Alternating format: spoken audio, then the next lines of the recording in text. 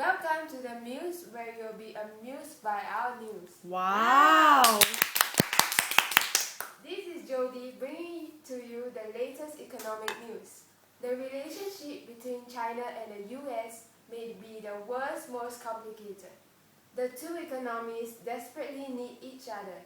China relies on export to the US to drive growth, while the US requires investments from China to finance its giant deficits. However, they routinely spar over a wide range of sensitive issues.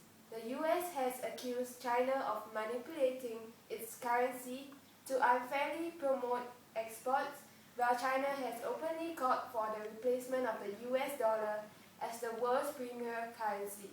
But with so much at stake, the two nations have tried to keep their rapport cordial. In 2010, the US trade deficit with China was $252 billion. We are proud to have Vivian, the top economist of the year, with us here today. She will now explain to us more about this issue through video conferencing.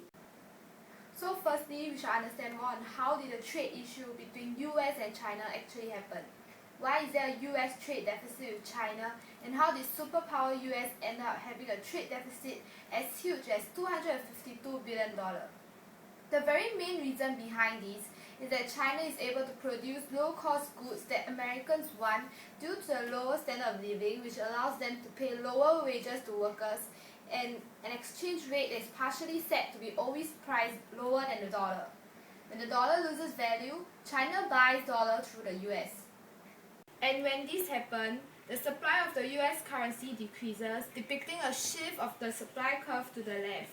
By the law of demand, the price of the US currency will be appreciated due to the decreased supply. The new appreciated value will cause the US exports to be more expensive. As long as the yuan's value is lower than the dollar, China's goods will become cheaper in comparison. Okay, so here we are at Washington. Let's find out what the Americans feel about this trade crisis. Excuse me! Okay, so what do you think about the US trade deficit? Oh, the US trade deficit would definitely mean a lot to us in a negative way though. To compete with the cheap Chinese goods, our companies will have to start outsourcing to India and China, bringing our unemployment to a whole new level. My poor friends, they are all unemployed. What is this, man? The manufacturing sector has declined by 34% in the past 10 years, and so has our competitiveness in the global market. But I have done a research on this before, and it's good that the US has decided to continue the US-China Strategic Economic Dialogue, which pressures China to loosen its pegs against the dollar and raise the price of Chinese exports, lowering the trade deficit.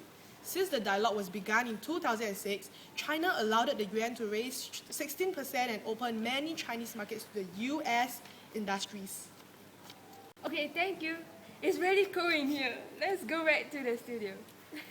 So we have gladly invited the president of the CCB, Central Bank of China, here with us today. 大家好，我是品秀。Speak English Okay.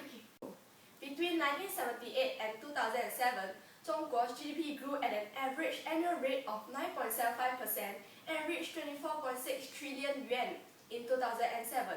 While pursuing sound economic development, 中国is opening up its economy and actively seeking to expand its economic and trade ties with the developed world, including the US.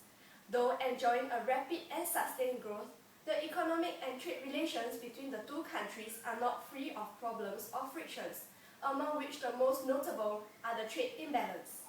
I feel that the two countries should work together for a solution to their trade problems on the basis of mutual benefit and through consultations and equal footing.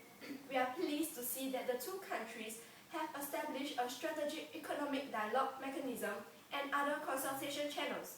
中国 has taken a series of measures, including reforming its exchange rate regime, lowering export tax rebates, and encouraging imports.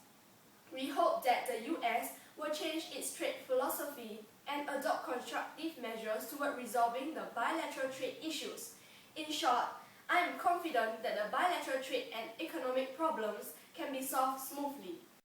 Okay, thank you, Ping Xiu. We have now come to the end of the show, and we hope you have enjoyed it. Good night and sweet dreams.